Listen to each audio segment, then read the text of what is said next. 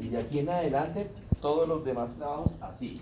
Entonces, ¿qué debe tener? Definición.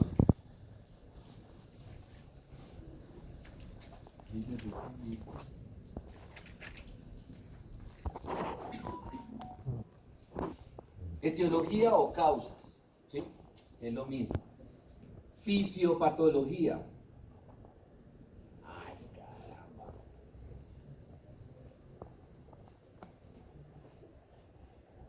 Patología.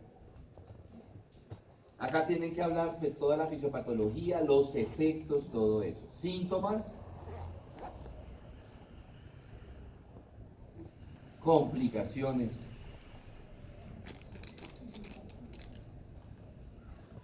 ¿Listo? Eso sí, cuadro sinóptico. Miren primero cómo se hace un cuadro sinóptico. ¿Listos? Bueno. Bueno, vamos a comenzar hoy a hablar de respiratorio. ¿Quedó resuelta la duda con lo que dije? ¿Qué fue lo que su merced me preguntó? Ah, que lo enviáramos por el WhatsApp. ¿No fue eso? ¿Lo de las clases? Sí, no, hay que el cuadro era individual. Ah, que el cuadro, sí, ya. ¿Alguna pregunta? No. Ay, tipo, madre, ve, sí, ya lo copiaron.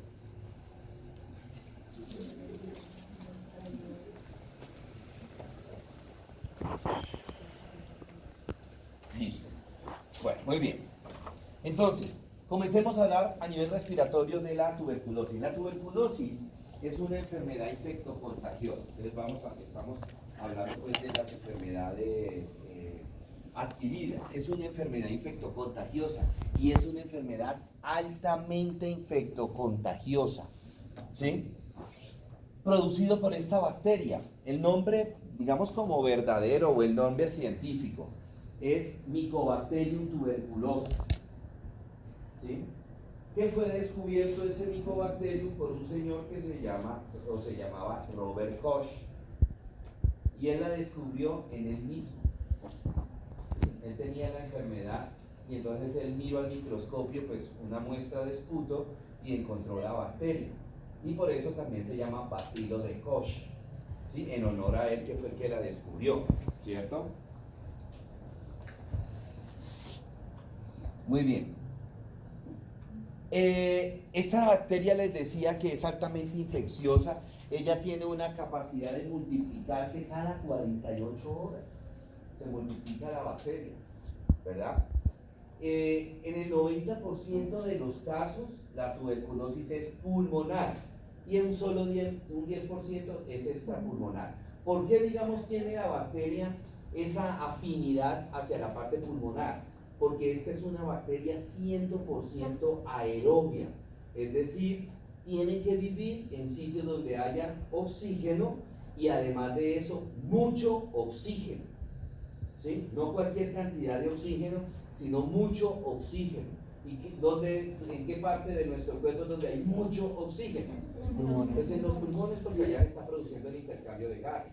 Y en menor proporción, 10%, hay algunos otros órganos de nuestro cuerpo que también tienen bastante oxígeno, no tanto como los pulmones, pero de todas maneras es un sitio ideal para que la bacteria crezca.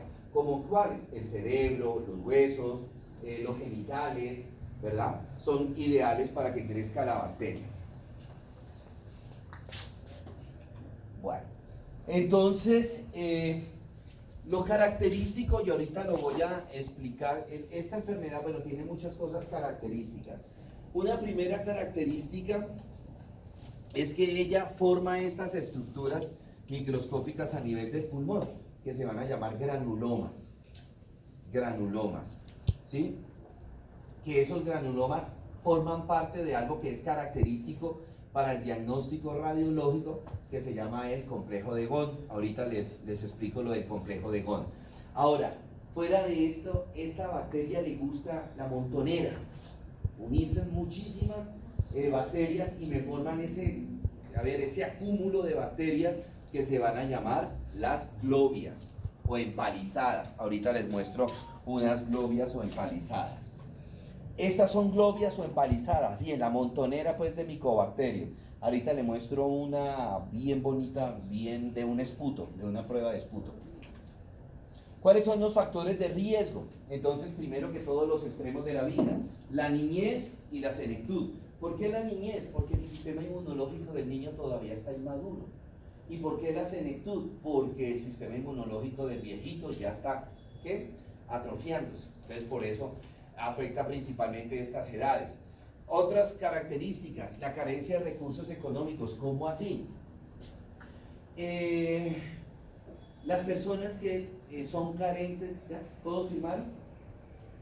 Las personas que son carentes de recursos económicos, ustedes lo saben de repente, primero que todo, una mala alimentación, malnutrición o desnutrición, y eso es un factor de riesgo, ¿sí? Segundo, de pronto las condiciones de vivienda, ¿verdad? Las condiciones de la vivienda, que son pues personas que de pronto, no sé si ustedes han visto las casas de muchas de estas personas que son bastante con recursos económicos muy bajos, que la casa es un collage de materiales, madera, láminas, en fin, ¿sí? De pronto en algunos sitios no hay piso, sino que es tierra prensada, o a duras penas de repente le ponen cemento sin baldosas, el mero cemento pulido, y eso sí es que tienen, digamos, platica para pulir. Fuera de eso, se presentan en estos pacientes el hacinamiento. ¿Qué es el hacinamiento? Que en un sitio pequeño viven muchas personas, conviven muchas personas. Y lo digo esto con todo el debido respeto. Cuando empezó el proceso de migración de los hermanos de Venezuela para acá, se disparó mucho la tuberculosis, ¿sí? ¿Por qué? Porque pues eran personas que venían con una mala alimentación, de pronto duraban varios días caminando y no tenían una buena alimentación, ¿sí? Venían de repente muchas de estas personas a unir un esquema de vacunación, y fuera de eso, y eso sí de repente lo vi yo una vez, en una pieza, no casa, pieza, dormían 10 personas, en una pieza. O sea, eso era un campo de batalla, o sea, no se podía caminar ahí, ¿sí? Entonces, esos eran factores, y de pronto asociemos esto, vuelvo a repetir, con una mala alimentación. Entonces, esos son factores que predisponen mucho a la enfermedad. ¿Qué otras cosas? Algunas condiciones como el alcoholismo, pacientes que están inmunodeprimidos por enfermedades como el cáncer, el SIDA, la diabetes, o pacientes que están siendo sometidos a quimioterapia. La quimioterapia produce inmunosupresión, ¿sí? La promiscuidad sexual, ¿sí? Bueno, esa es la distribución de la tuberculosis a nivel mundial, ¿sí? A nivel mundial, esto es al 2020, entonces por colores, Colombia está entre los países de menor incidencia de tuberculosis. Por ejemplo, lo que es África, la parte de Asia, la parte sur de Asia, pues son países que tienen una incidencia de tuberculosis bastante alta. Bueno, ¿cuál es la manera de transmitirse la enfermedad? A través del aire se transmite la bacteria. ¿Y qué? Pues a través de la tos. Es un paciente con tuberculosis, al toser elimina una gran cantidad de goticas de saliva, que se llaman flush, elimina una gran cantidad de goticas, más o menos entre 10 a 200 microgotas, ¿sí? Y dentro de cada microgota vamos a encontrar mucha cantidad de micobacterias. Entonces, la vía respiratoria, lo primero que aparece en un paciente con tuberculosis es el complejo de Ghon, es lo más característico para el diagnóstico de tuberculosis, el diagnóstico pero radiológico, el complejo de Ghon. Ahorita les explico en qué consiste el complejo de Ghon. El complejo de Ghon se produce, digamos que en la primera fase de la enfermedad, pero no tan al principio de la enfermedad. Más o menos cuando han transcurrido aproximadamente un mes, 2 meses del paciente tener la enfermedad, aparece el complejo de Ghon. Entonces ustedes dirán, uy, ¿cuánto tiempo ha pasado? Sí, pero es que ahorita les voy a explicar que la enfermedad al principio es asintomática, y después el paciente empieza con unos síntomas que son bizarros, que son inespecíficos, y el paciente no va a creer que tiene tuberculosis. Solo cuando ya empiezan a aparecer los síntomas propios de la enfermedad, que ocurre más o menos a un mes de haber iniciado los síntomas, es que los síntomas se hacen característicos, o no tanto característicos, pero sí sugestivos para tuberculosis. Entonces ahí ya, al tomarle una placa a este paciente, ahí ya puede aparecer el complejo de Ghon. ¿En qué consiste el complejo de Ghon? Es una lesión pulmonar calcificada, o sea, la que les mostré, el granuloma. Esa es una lesión pulmonar calcificada más un ganglio iliar calcificado. Esas dos cositas, cuando se ven en una radiografía, es el complejo de Ghon. Y el complejo de Ghon, chicos, es patognomónico. Patognomónico. ¿Y qué es eso de patognomónico? Patognomónico. Cuando ustedes escuchen que algo es patognomónico,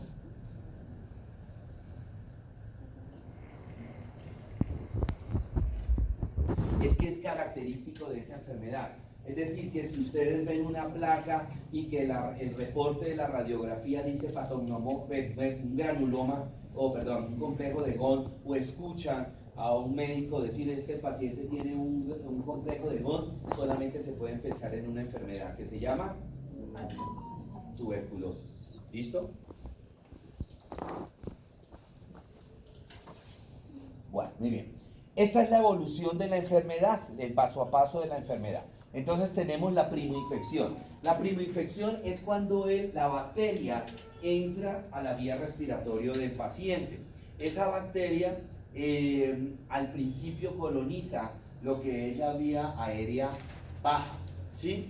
Especialmente comienza en los bronquios principales, ¿correcto?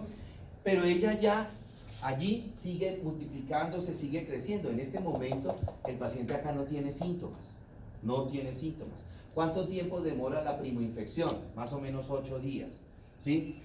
Luego, ¿qué sucede? Que el Mycobacterium migra de la vía aérea baja al tejido pulmonar, al parénquima pulmonar. Migra y empieza a crecer dentro del pulmón, dentro del tejido pulmonar, y empieza a formar esa lesión que les mostré, el granuloma, que se llama una lesión encapsulada, ¿sí?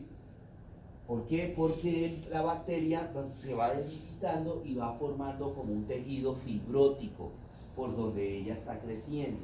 Entonces por eso se encapsula la lesión.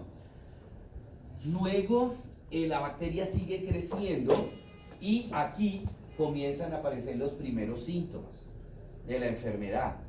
Y aparece lo que es la lesión proliferativa exudativa pulmonar. ¿Cuánto tiempo aparece esto? Aquí el paciente, en la lesión encapsulada, el paciente empieza a tener síntomas, pero son síntomas inespecíficos. Una tos que no es muy frecuente, ¿sí? De pronto puede tener fiebre, de pronto puede tener malestar general, más nada. ¿Qué puede pensar el paciente? Hombre, ¿tengo tuberculosis? No, me quiere dar como gripa. Como gripa. Cuando, la tos acá del paciente es una tos seca, ¿sí? O sea, no expectora nada, no hay secreciones. En la lesión proliferativa, cuando él empieza a seguir progresando, creciendo, entonces ya la tos se empieza a tornar húmeda, es decir, el paciente puede expectorar, pero no expectora mucho, o sea, la secreción que el paciente expectora no es una secreción abundante, ¿cierto? En ese momento llegan los neutrófilos al granuloma, llegan los neutrófilos al granuloma, ¿sí? Y fagocitan el Mycobacterium, pero no lo matan. Y el Mycobacterium coge el neutrófilo como vehículo. ¿Para qué? Para que lo lleve a los ganglios. ¿Cuáles ganglios? Los ganglios cervicales y los ganglios axilares. Y aparece la tuberculosis miliar. La tuberculosis miliar es cuando el Mycobacterium está dentro de los ganglios, ¿sí? Luego, ¿qué pasa? Que una vez que él ya delimitó el complejo de Ghon y lo fibrosó, el Mycobacterium se empieza a comer el tejido pulmonar, se empieza a destruir el tejido pulmonar y aparecen unos huecos. Y estamos hablando de la lesión cavitaria. Digamos que a partir de acá, ya el paciente que empieza a tener una tos húmeda y ya lleva como 15 días de tos el paciente, es cuando el paciente acude al médico, ya ha tomado muchos medicamentos para la tos, ¿sí? Entonces, ya el van del médico es que llevo una tos como de 15 días, doctor. Aquí ya la tos va aumentando en intensidad y en frecuencia. A veces no me deja dormir, o a veces me dan acceso de tos terrible, me siento como ahogado. Entonces, es ahí cuando le mandan al paciente posiblemente o pruebas de laboratorio, que ahorita vamos a ver, o radiografía. Y es cuando llegase a aparecer el complejo de Gott, ¿cierto? Aquí ya la enfermedad está más avanzada, ya que la enfermedad puede tener 2-3 meses de evolución, que aparecen los huecos, las cavernas, y aparece la lesión cavitaria. Si no se le pone tratamiento a este paciente, el paciente puede evolucionar a cualquiera de estas dos complicaciones, que por lo general son mortales. La tuberculosis fibrocaseosa, allá en donde estaban los huecos, las cavernas, aparece un tejido cicatrizal, aparece una fibrosis, pero ahí esa zona es afuncional, ahí no hay alvéolos, porque ya se murió, ya se destruyó. Entonces eso es lo que es tuberculosis fibrocaseosa, y se va extendiendo esa fibrosis. Y puede aparecer también la neumonía y la pleuresía tuberculosa, es decir, que se sobreinfecta con otra bacteria y el paciente tiene neumonía y se inflama la pleura. Y pues cualquiera de estas dos complicaciones son mortales para el paciente. Bueno, ya abrimos lo del complejo de Gott. Miren acá el complejo de Gott, ¿sí? Este es el granuloma, ¿cierto? Y se ve bonito. Y estos son los ganglios calcificados. Las dos cositas, cuando el radiólogo ve esto, reporta: el paciente a nivel del emitor al derecho presenta un complejo de Gott. Entonces uno solamente piensa en ¿qué? En tuberculosis, ¿verdad? Muy bien. Estos son los granulomas, ¿sí? Mire cómo se van progresando, cómo van creciendo. Todo esto ya es tejido muerto. Aquí ya no hay alvéolos. Entonces, ¿cómo estará la función respiratoria de este paciente? ¿Cómo? ¿Cómo? Reducida. Porque es que se han muerto muchos alvéolos. Este paciente es el que se ahoga fácilmente ya, ¿sí? Bueno. Aquí tenemos una de las complicaciones. Este paciente tiene una tuberculosis, se ven muy bonitos los ganglios, miren estas bolitas, son los ganglios iliares, y tiene un derrame pleural, ya tiene neumonía, ya está en una complicación, tiene una neumonía, ¿sí? Y eso es un derrame pleural que tiene el paciente, ¿verdad? Hay que ponerle tratamiento a ese paciente, ¿sí? Uno de los síntomas de este paciente es la hemoptisis, que es la tos con sangre, que ya la hemoptisis se presenta como en fase más o menos avanzada de la enfermedad. Bueno, entonces aquí tenemos una placa microscópica. Miren cómo se han destruido los alvéolos. Todos estos huecos son alvéolos destruidos. Y ahí comienza a aparecer fibrosis, como una cicatrización. Cualquier cicatriz que nos aparece acá, es que es tejido fibrótico, ¿sí? Y ahí no va a haber intercambio de gases. Bueno. Manifestaciones clínicas, les hablaba de la tos, puede presentarse derrame pleural, de tanta tos el dolor torácico, la hemoptisis, ¿sí? El diagnóstico, la radiografía de tórax. La radiografía de tórax que me puede mostrar el complejo de Gott, ¿sí? Las pruebas de laboratorio, entonces se le manda a hacer al paciente una prueba de esputo, o también se llama una baciloscopia, o también se llama BK, la letra BK, un BK seriado, baciloscopia, ¿sí? Entonces al paciente se le manda a recoger el esputo, ¿sí? Se le manda a recoger el esputo y lo lleve por 3 días al laboratorio. Apenas se levante el paciente, ¿sí? Que el paciente tosa y toda esa secreción la llevan esos, puede ser en el de recolector de materia fecal o puede ser el de orina, dependiendo de la cantidad. Por lo general en los laboratorios cuando es fecal le dan como el recolector de materia fecal, ¿sí? Y que mañana lleve una muestra, pasado mañana otra, por 3 días. Eso le hacen una tinción especial y la miran a microscopio. Entonces, la reportan la vaciloscopia se reporta con cruces, ¿cierto? Entonces, cuando la vaciloscopia me la reportan negativa, quiere decir que el paciente no tiene VAR. ¿Qué significa VAR?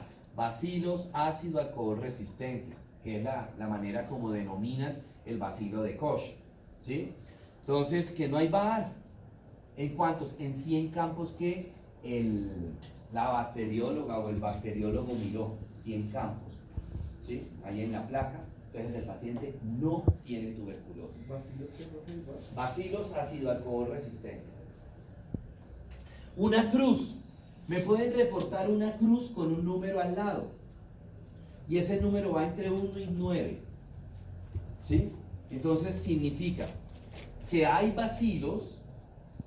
¿Cuántos bacilos? Por ejemplo, me reportan una cruz 8. Entonces que el bacteriólogo vio 8 bacilos en 100 campos. Desde que se vean bacilos, ya hay tuberculosis. Que está empezando muy seguramente. ¿Sí? Ahora, me pueden reportar una cruz, pero sin número. Sin ningún número. Entonces quiere decir que el bacteriólogo o la bacterióloga vio entre 10 a 99 bacilos en 100 campos. O sea que ya hay más bacilos, que no los puede contar. ¿Sí? Me pueden reportar 2 cruces, que significa que hay entre 1 a 10 bacilos, pero en 50 campos. Y 3 cruces, que hay más de 10 bacilos en 20 campos.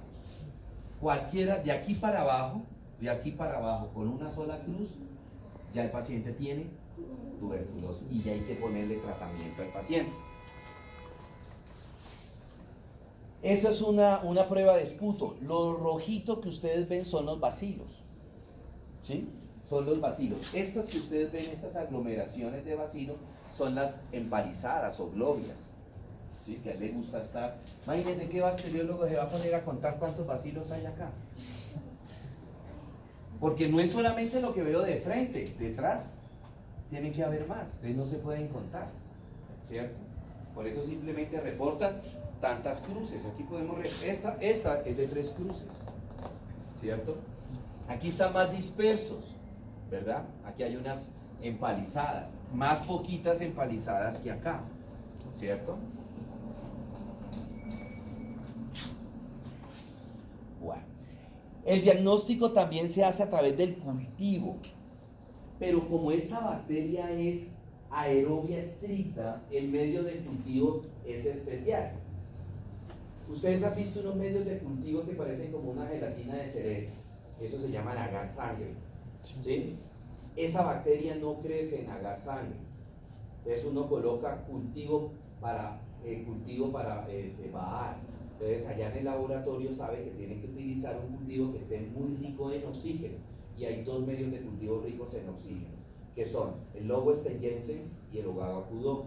El que ustedes ven a mano izquierda, el café, es el ogagacudó, y el que está a la derecha como lila es el lobo estengense. Y lo que ustedes ven ahí ya es la bacteria que creció. Entonces el bacteriólogo lo que hace es coger un pedacito, o la bacterióloga lo que hacen es coger con una estilete, cogen un pedacito de esto, raspan acá y eso lo montan en una placa y lo miran al microscopio, ¿sí?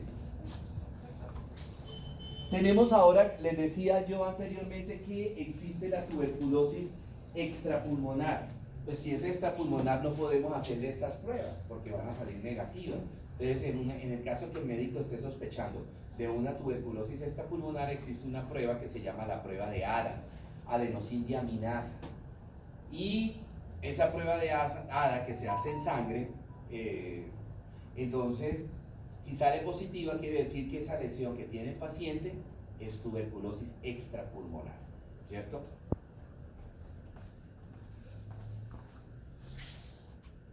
Esta es otra empalizada, también son 3 cruces. Y tenemos acá, bueno, tenemos las cavernas. Estos huecos que ustedes ven son las cavernas. O sea, este paciente sobra decir que el paciente murió. Ya una tuberculosis que avanzada, 3 cruces sin tratamiento. ¿Sí? Esta es una tuberculosis. Aquí se alcanzan a ver las cavernas, muchas cavernas tiene el paciente. ¿Sí? Huecos. Acá tiene una neumonía con cavernas.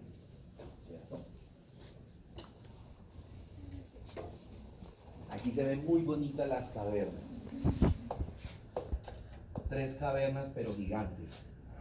Sí, en este paciente el pulmón no ya, esta parte del pulmón no funciona, ¿cierto?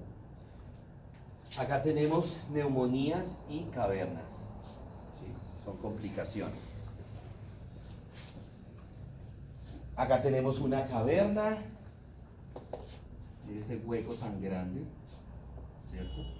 Y acá tenemos otra caverna, ¿sí? Ese es un TAC. Esas son tuberculosis extrapulmonar. Se comportan igual que la tuberculosis pulmonar, ¿sí?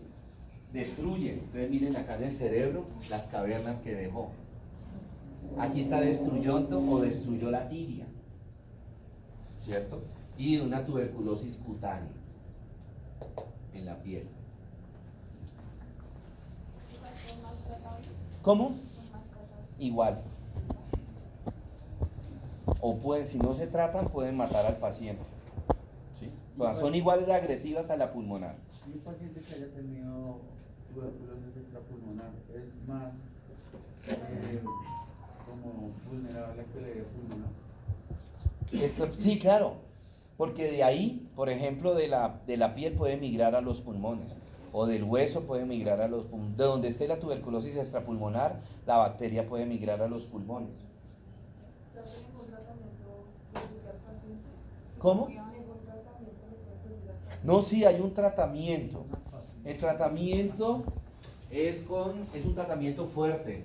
Estreptomicina, isoniazida, rifampicina, piracinamida, etambutol. Son 5 medicamentos que hay que darle al paciente por 6 meses. ¿Sí? La estreptomicina son ampollas y el resto son pastillas. Hay 2 esquemas de tratamiento, está el acortado autoadministrado y está el acortado supervisado. El acortado autoadministrado, ¿en qué consiste? Bueno, cuando uno detecta un paciente con tuberculosis, la tuberculosis es una enfermedad de vigilancia epidemiológica. Entonces, lo primero que hay que reportarla a la Secretaría de Salud. Y segundo, que la EPS no maneja al paciente, lo maneja la Secretaría de Salud. Entonces se remite con la historia clínica, los exámenes, la radiografía, se remite al paciente a la Secretaría de Salud, allá miran los exámenes, miran la historia clínica y allá comienzan a darle el tratamiento. La Secretaría de Salud le envía, bueno, ya vino Pepito Pérez y se le dio ese tratamiento. Y de ahí hasta que el paciente salga negativo, ¿sí? que quede curado, lo manejan de manera conjunta. ¿En qué sentido lo manejan de manera conjunta? Que la EPS le hace los exámenes y el tratamiento se le da a la Secretaría de Salud. Hay que explicarle al paciente que el tratamiento es gratuito, ¿sí? De la Secretaría de Salud le da todo el tratamiento. Se inicia con el esquema acortado autoadministrado. Entonces el paciente va y bueno, listo, fue la primera vez, llevó los exámenes, la historia clínica, la radiografía, sí, efectivamente su merced tiene tuberculosis, allá la miró uno de los médicos de la secretaría, y pues, ¿qué se puede hacer ante eso? Pues lo ve el médico, pero para abrir la historia clínica, pero ya tengo exámenes y ya tengo radiografía, ¿sí? Entonces allá le empiezan a dar el tratamiento. El esquema acortado autoadministrado significa que al paciente se le da todo el tratamiento para un mes. Y lléveselo para la casa y tómeselo. Aplíquese las inyecciones por un mes y las pastillas se le explica cómo la debe tomar por un mes. Y le dice, venga dentro de un mes. Entonces va a la EPS 8 días antes para que la EPS le haga los exámenes. Disputo nuevamente. Y esos resultados pues se los muestra al médico de la EPS y al médico de la secretaría. Así por 6 meses. ¿Sí? Por 6 meses. Y el acortado supervisado pues es como un castigo en aquellos pacientes que de repente no se quieren hacer el tratamiento o que es lo que más frecuentemente se ve o que hagan resistencia. Entonces como el paciente no, esto es una enfermedad infectocontagiosa, entonces no pueden darse el lujo de que el paciente no se tome el tratamiento. ¿Por qué? Porque puede infectar a las personas que conviven con él, a las personas del barrio, del trabajo, ¿sí? Y entonces el paciente tiene que ir todos los días a la Secretaría de Salud, lo llama supervisado, todos los días. Entonces allá lo chuza la enfermera y, a ver, tome, como los chinitos, a ver, tomes la pastilla, papita, abra la boca, sí, se la tomó, la otra, el otro chucho, abra la boca, se lo tomó y así todos los días. Profe, y si lo hace, vamos Se puede demandar al paciente, porque como es una enfermedad infectocontagiosa, si el paciente no va, por ejemplo, que el paciente no fue hoy, no vino Pepito Pérez hoy, mañana tampoco, inmediatamente lo llama. ¿Por qué no vino Pepito? Ay, que se me que bueno, lo esperamos mañana. Si Pepito no sigue yendo, a ese paciente la secretaría lo demanda y lo puede meter a la cárcel. ¿Por qué? Porque él está regando una enfermedad, él está diseminando una enfermedad. ¿Sí? Bueno, preguntas. No question?